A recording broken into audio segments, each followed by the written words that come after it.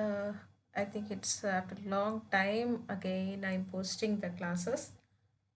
Due to other schedule of work, I could not involve in the live classes. So weekly once I'll try to take live class.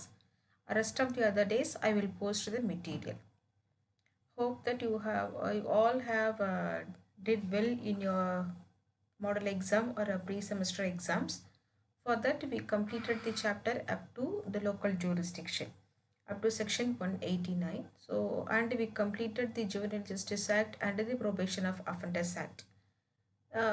In this class, from here onwards, we are going to continue with the CRPC itself. So, in these videos, we are going to discuss about taking cognizance of offenses, limitations in taking cognizance. And in the coming video, we are going to discuss about issuance of process, commitment, committal proceedings and other things. So, what do you mean by this cognizance of offense? What do you mean by taking cognizance of offense? அப்படின்னு பார்க்கறதுக்கு முன்னாடி அப்போ investigation முடிச்சாச்சு, அதுக்கு அடுத்த stage என்ன? Investigation முடிச்சுட்டாங்க, final report submit பண்ணிட்டாங்க. இப்போ அந்த கன்சர்ன் ஜூரிஸ்டிக்ஷன் கோர்ட்டில் அந்த கேஸ் இருக்குது. இது one hand. On the other hand ஒரு ப்ரைவேட் கம்ப்ளைண்ட் கொடுத்துருக்காங்க. அதை டைரெக்டாக போலீஸ்க்கு போயிட்டு கம்ப்ளைண்ட் கொடுக்காம டைரெக்டாக கோர்ட்லேயே வந்து ஒரு பெட்டிஷனை ஃபைல் பண்ணி ஒரு ப்ரைவேட் கம்ப்ளைண்ட்டாக அண்டர் செக்ஷன் 200 சிஆர்பிசியில் ஒரு கொடுத்துருக்காங்க அப்படின்னா அது என்ன பண்ணணும், அதனுடைய ஃபர்தர் ப்ரொசீடிங்ஸ் என்ன அப்படிங்கிறத இந்த taking cognisance of a case or taking cognisance by magistrate அப்படின்னு சொல்லுவோம். அப்போது இம்மீடியட்டாக அந்த ஃபைனல் ரிப்போர்ட்டுக்கு அப்புறம் அடுத்து என்ன ஸ்டார்ட் ஆகணும், ஃபைனல் ரிப்போர்ட் ஆர் சார்ஜ் ஷீட்டுக்கு அப்புறம் ட்ரையல் கமெண்ட்ஸ் ஆகணும். அப்போ அந்த ட்ரையல் கமெண்ட்ஸ் ஆகிற ஸ்டேஜஸில் இருக்கிற வேரியஸ் ப்ரொசீடிங்ஸில் ஃபஸ்ட்டு ப்ரொசீடிங்ஸ் தான் இந்த டேக்கிங் காக்னிசன்ஸ் ஆஃப் அஃபென்ஸ். அப்போ டேக்கிங் காக்னிசன்ஸ் ஆஃப் அஃபென்ஸ் அப்படின்னா ஒன்றும் இல்லை, taking the matter into the file. So the magistrate accepting that there is something involved in the case or involved in the complaint or involved in the investigation report. சிம்பிளாக சொல்லணும்னா ப்ரைமா Facey existence இருக்குது. So ஒரு கேஸில் ப்ரைமா Facey இருக்குன்னு முடிவு பண்ணிட்டாங்கன்னா அதுக்கப்புறம் தான் மேஜிஸ்ட்ரேட் என்ன பண்ணுவாங்க, அந்த கேஸே அவங்களோட ஃபைலுக்கு எடுத்துக்குவாங்க. taken into file or taken into knowledge. இதுதான் நம்ம என்ன பண்ணுறோம், in short we are terming it as taking cognizance or taking into cognizance by the magistrate or by the presiding officer அப்படின்னு சொல்கிறோம். ஸோ இது எதுக்காக அப்படின்னா why they are taking cognizance into cases to establish the guilt or innocence or to establish the prima facie of which exists in the particular case or against the accused person. அடுத்து இன்னொன்று வந்து okay, அப்போ ப்ரைமா Facey இருக்குன்னு முடிவு பண்ணிட்டாங்க, cognisance எடுத்துட்டாங்கன்னா next என்ன பண்ணுவாங்கன்னா they will issue process. So நம்ம வந்து சம்மன்ஸ் அண்ட் வாரண்ட்ஸில் பார்த்தோம், கம்பலிங் ப்ராசஸ் டு அப்பியர் அப்படி பார்க்கும்போது issuance of process, either it may be the summons. Usually it will be the summons. If the summons is being not complied properly, then the warrant will be issued. So either issuance of summons or issuance of warrant or issuance of notice, இது issuance of process against the accused person. அதுக்கு அடுத்து என்னதுன்னா தென் supply of documents. அப்போது அந்த final ரிப்போர்ட்டில் என்னென்ன submit பண்ணாங்களோ police, அந்த இன்வெஸ்டிகேஷன் முடிச்சு ஃபைனல் ரிப்போர்ட் இல்லை சார்ஜ் ஷீட்டில் என்னென்ன டாக்குமெண்ட்ஸ் சப்மிட் பண்ணாங்களோ அது எல்லாமே ஒரு ஃப்ரீ ஆஃப் காஸ்ட் என்ன பண்ண போகிறாங்க, இவங்க அக்யூஸ்டுக்கு அங்கே கொடுக்கணும். இது ஒரு ப்ரொசீஜர். தென் இதுக்கு அடுத்த ப்ரொசீஜர் என்னென்னா if committal proceedings. So committal proceedings எப்போ வரும் அப்படின்னா அப்போ இந்த ஸ்டேஜ் வரைக்கும் இந்த கேஸ் எங்கே இருக்கும், மேஜிஸ்ட்ரேட் கோர்ட்டில் இருக்கணும். It is only before the judicial magistrate court or metropolitan magistrate court. அப்போது இது என்ன ஆகும், ஆஸ் வி டிஸ்கஸ்ட் இந்த first chapter itself functionaries of the code, அதை நம்ம டிஸ்கஸ் பண்ணும்போது என்ன பார்த்தோம், இந்த மாதிரி அந்தந்த ஜூரிஸ்டிக்ஷனுக்கு ஏற்ற மாதிரி தான் வந்து கேசஸ் அங்கே ட்ரையல் பண்ண முடியும்.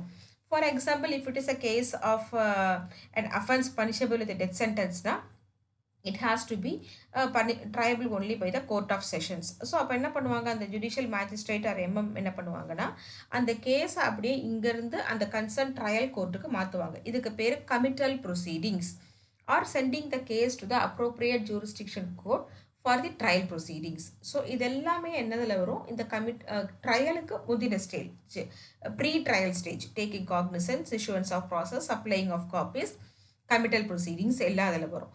ஸோ இது வந்து ஃப்ரம் செக்ஷன் 190 டு செக்ஷன் 208 வரைக்கும் நம்ம இதில் பார்ப்போம். இதில் என்ன அப்படின்னு பார்த்தோம்னா we can segregate, again we can classify from section 190 to 199 which exclusively speaks about taking cognizance and limitation of taking cognizance. அதுக்கப்புறம் 200லேருந்து 208 வரைக்கும் examination of the complaint, dismissal of the complaint, issuing the process, supplying of copies, committal proceedings, இதெல்லாம் நமக்கு அடுத்த சாப்டரில் வந்துடும். But இது எல்லாமே சேர்த்து நமக்கு இனிஷியேட்டிங் த ட்ரையல் ப்ரொசீஜர்ஸ் அப்படிங்கிற சாப்டர்லாம் நமக்கு வந்துடும். ஸோ அப்போ ஃபஸ்ட்டு என்ன சொல்கிறாங்கன்னா டேக்கிங் காக்னிசன்ஸ். அப்போ காக்னிசன்ஸ் அப்படிங்கிறதுக்கு காக்னிசபிள் அஃபென்ஸுக்கு தான் அங்கே டெஃபினிஷன். அது கூட வந்து தேர் ஸ்பீக்கிங் ஒன்லி அபவுட் அந்த ஸ்கெட்யூலில் வர்றதெல்லாம் காக்னிசபிள் அஃபென்ஸ்ன்னு சொல்லிடுவாங்க. பட் இங்கே என்ன சொல்கிறாங்கன்னா காக்னிசன்ஸ் அப்படிங்கிறதுக்கு எந்த ஒரு ஸ்பெசிஃபிக் மீனிங்கும் கிடையாது. It is only an understanding. Cognizance means taking the case into file or taking the matter into the knowledge. So அதுக்கப்புறம் இது என்ன பண்ணுறாங்க, only the courts are interpreting what you mean by this taking cognizance. So இது என்ன ஆகுதுன்னா, it shows that whether the judge has applied his mind judicially into the matter placed before him. So after the completion of the investigation or when filing the private complaint, whether the judge has applied his judicial mind and whether if he is satisfied that the prima facie is in existence, then only the case will be taken into consideration or taken into cognizance. So அப்போ இதில் வந்து நமக்கு 190 படி என்ன சொல்கிறாங்க செக்ஷனில், the court may take cognizance under 3 circumstances.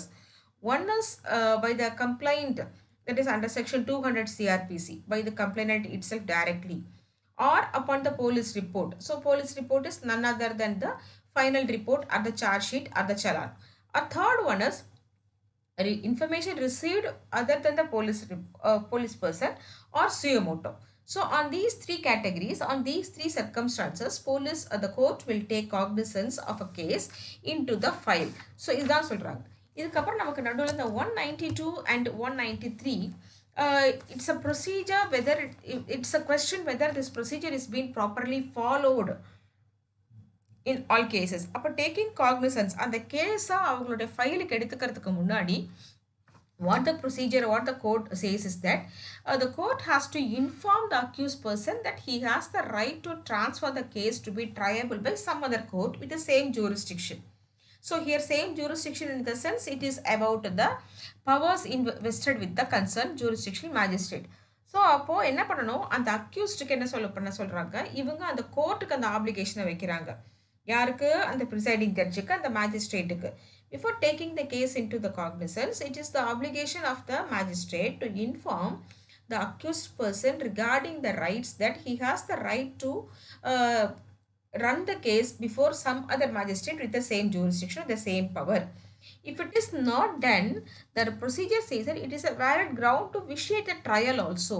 If in the information வந்து இந்த கொஸ்டினை அந்த அக்யூஸ்டுக்கு சொல்லலை அப்படின்னா இது ஒரு வேலிட் கிரவுண்டே சொல்கிறாங்க. எதுக்கு, அந்த ட்ரையலை விஷியேட் பண்ணுறதுக்கு. விஷியேட்டிங் a trial means declaring the trial as null and void.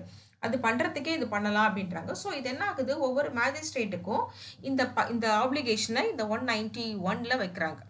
So 192 and 193 is making over of cases to magistrates.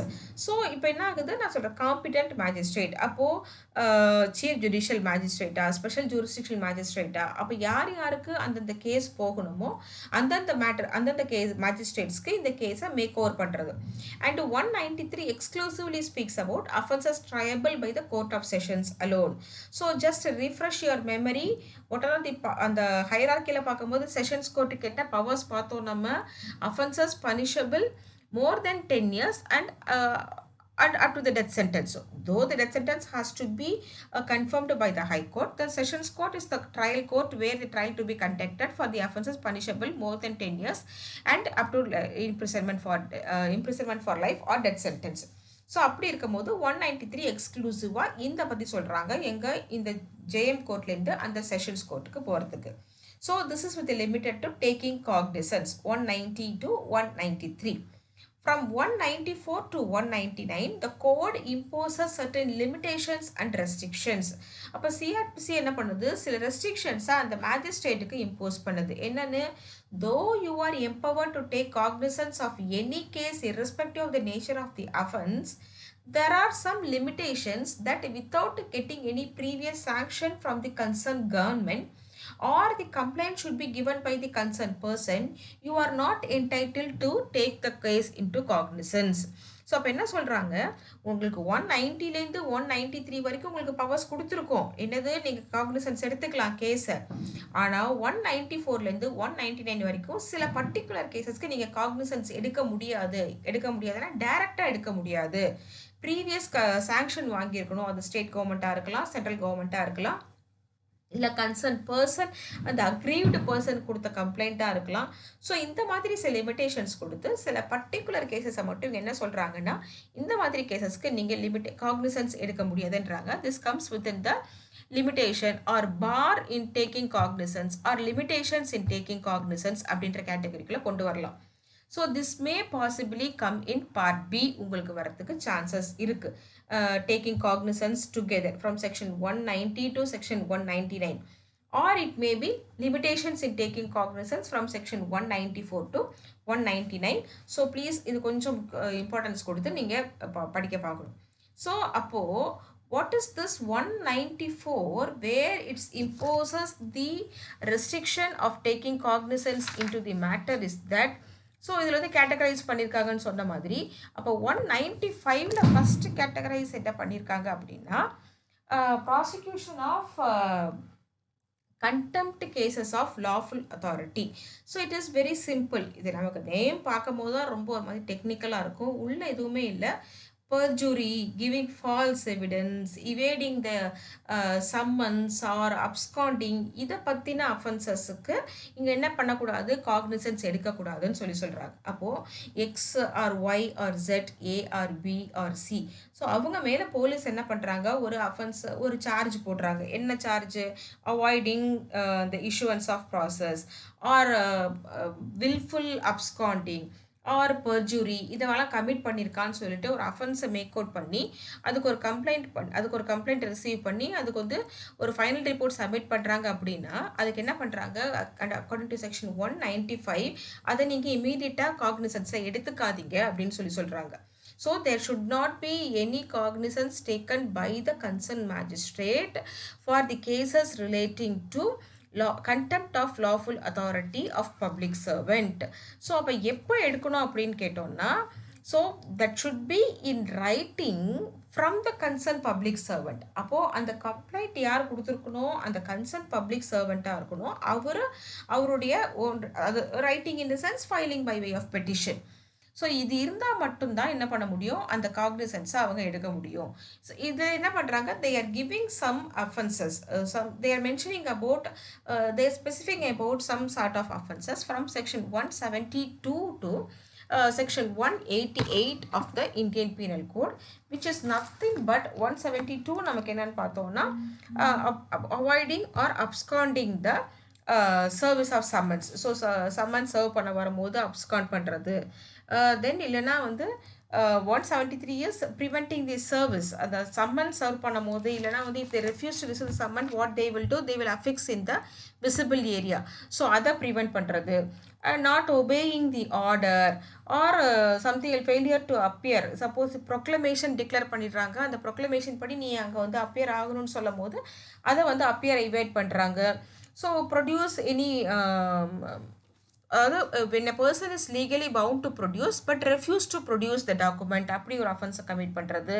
So giving false information to the public. So இந்த மாதிரியான offences from section 172 to 188 of ஐபிசியில் வருது. அப்படின்னா அந்த அஃபென்சஸ்க்கெல்லாம் என்ன பண்ணக்கூடாதுன்னு சொல்கிறாங்க, டைரெக்டாக காக்னிசன்ஸ் எடுக்கக்கூடாது unless the complaint is preferred by the concern public servant. So எதுக்காக இதை வச்சுருக்காங்க, what is the object of this particular section which imposes restriction on the magistrate to take cognizance is that police should not misuse the powers of investigation by way of threatening the accused or threatening the witness. So suppose if I am being one of the witness and police coming for investigation, I am refusing to give some information, or if I am willfully neglecting or doing something else, or if the police wants to get some information from me, they can use this as a weapon. இந்த sections எல்லாம் வெப்பனாக use பண்ணிக்கலாம். இதை avoid பண்ணுறதுக்காக தான் என்ன பண்ணுறாங்க அவங்க, இந்த ஃபால்ஸ் வெக்ஸேஷியஸ் கம்ப்ளைண்ட் இதெல்லாம் அவாய்ட் பண்ணணும் அப்படிங்கிறதுக்காக தான் இந்த ரெஸ்ட்ரிக்ஷனை அந்த மேஜிஸ்ட்ரேட் மேலே வச்சுருக்காங்க. Exclusively actual commission of section 172 to 188 or abetment of such a case or criminal conspiracy of such a case. இது இந்த forgery, false complaint, avoiding, intentionally avoiding, preventing இதெல்லாம்குள்ளே கொண்டு வந்துடுறாங்க.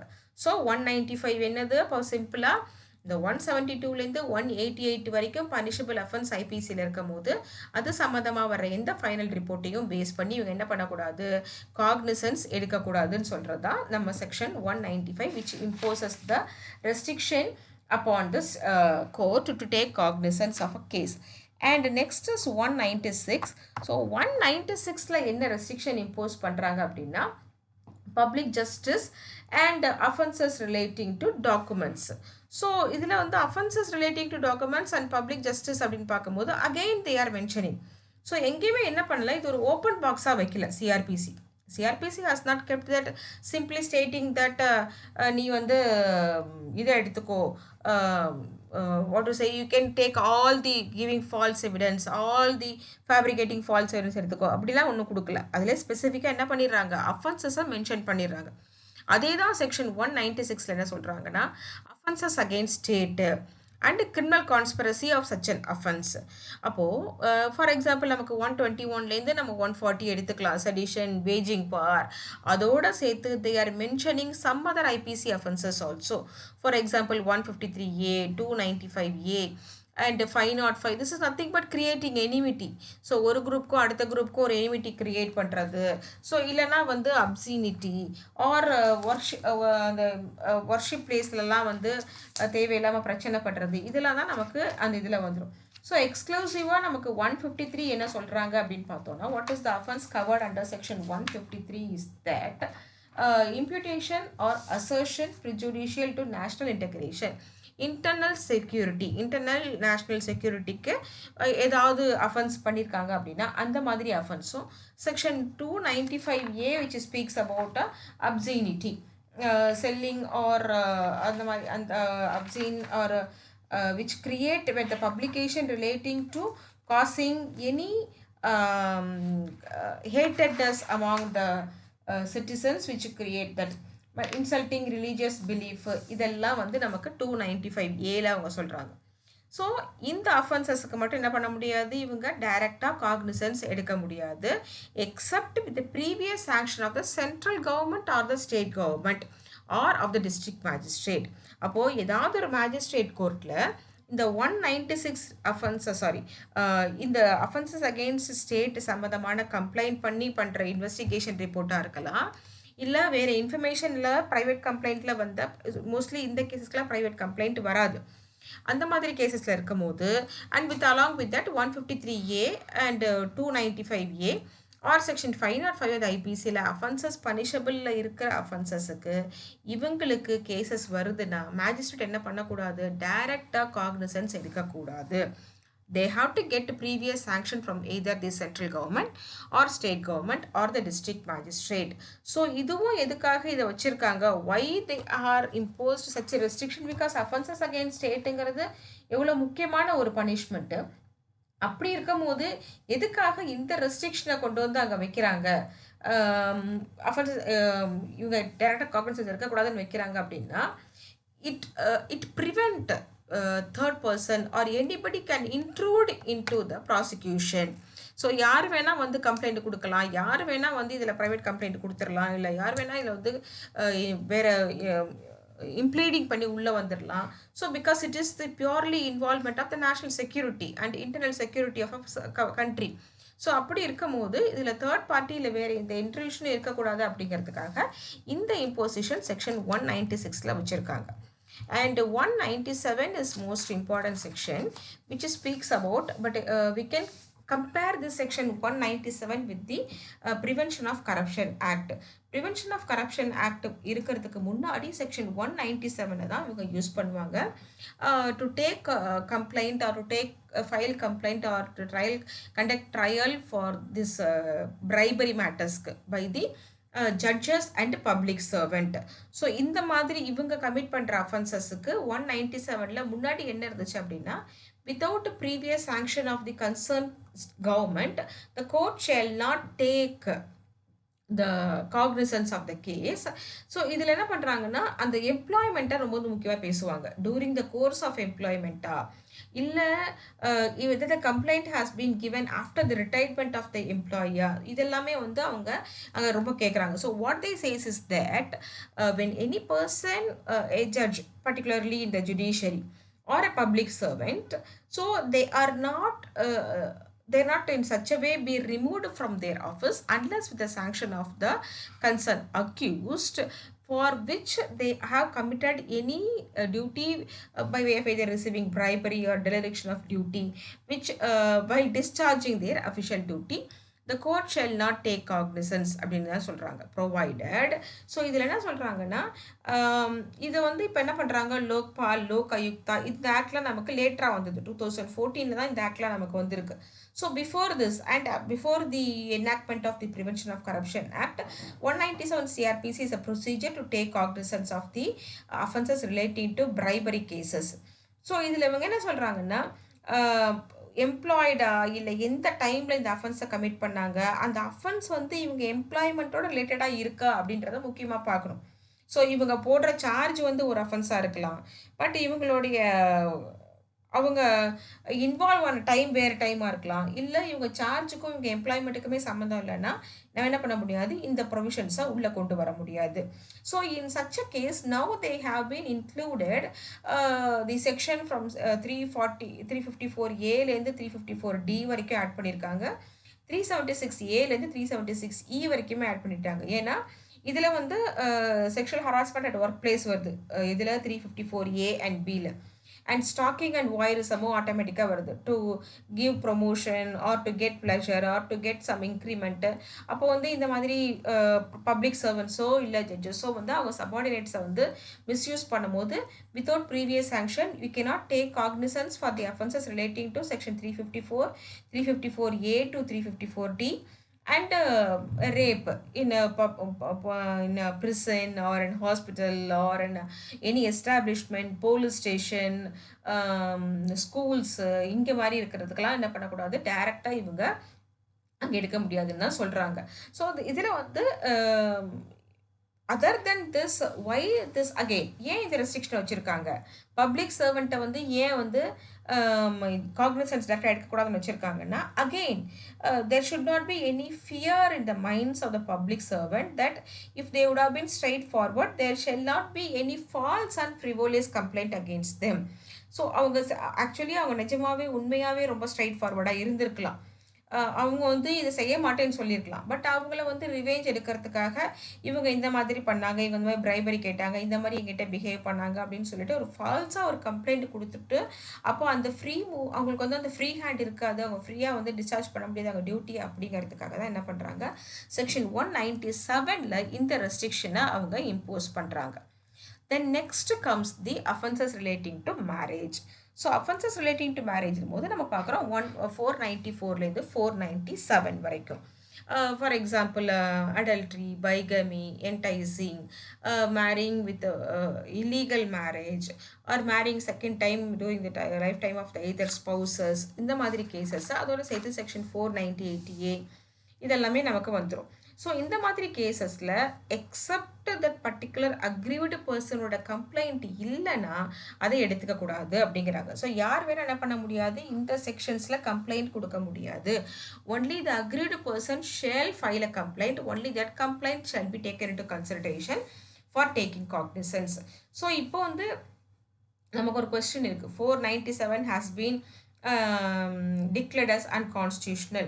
Now it has been decriminalized. So Joseph Shine case நீங்கள் எல்லாமே படிச்சிருப்பீங்க, 497ல supreme court has struck down 497 as unconstitutional. But ஆக்சுவலாக அந்த கேஸோட நம்ம க்ரஸ்ட் என்னன்னு பார்த்தோம் அப்படின்னா, Joseph Shine wants to be a gender neutral அந்த அஃபென்ஸை 497. ஏன்னா 497 என்ன சொல்கிறாங்க, அடல்ட்ரியில் இன்வால்வ் ஆகிற அந்த மேலே மட்டும்தான் அவங்க ப்ராசிக்யூட் பண்ணுறாங்களே தவிர விமனை ஒய்ஃபாக இருந்தால் கூட அவங்க ப்ராசிக்யூட் பண்ணுறதில்ல, அவங்க அக்யூஸ்டாக மாற்றுறதில்ல.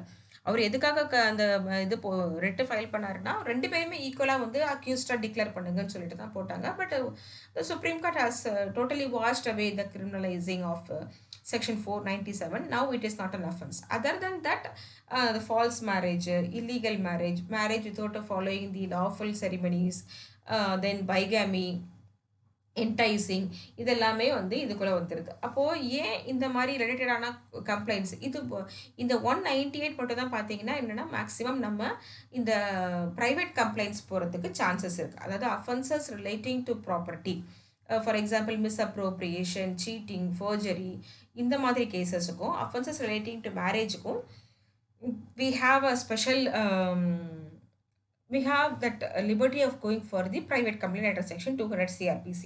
ஸோ அப்படி வரும்போது இவங்க என்ன இம்போஸ் பண்ணுறாங்க, டைரெக்டாக நீங்கள் கம்ப்ளைண்ட்டே எடுத்துக்கக்கூடாது unless otherwise it is been submitted by the aggrieved person. எதுக்காகனா ஸோ ஃபேமிலி மேட்டர்ஸ் அப்படின்னும் போது மேரேஜ்ன்ற போது அது 2 பர்டிகுலர் இண்டிவிஜுவல் சம்மந்தப்பட்ட ஒரு விஷயம். இதில் ஒரு தேர்ட் பர்சன் வந்து இன்க்ளூட் ஆகி இன்னும் அந்த ஃபேமிலி சொசைட்டி அப்படிங்கிற நார்ம்ஸை வந்து அவங்க ஸ்பாயில் பண்ணக்கூடாது அப்படிங்கிற ஒரு கான்செப்டோட தான் இந்த ரெஸ்ட்ரிக்ஷனை, இந்த கான்ஷியஸ் ஃபேக்டரை என்ன பண்ணுறாங்க அவங்க அங்கே இம்போஸ் பண்ணுறாங்க. யாருக்கு? அந்த கன்சர்ன் மேஜிஸ்ட்ரேட்டுக்கு அவங்க அங்கே இம்போஸ் பண்ணுறாங்க. அப்போது அடுத்த கொஸ்டின் வரும், because in some personal loss there permitting 14 years as a valid marriage, 16 years as a valid marriage.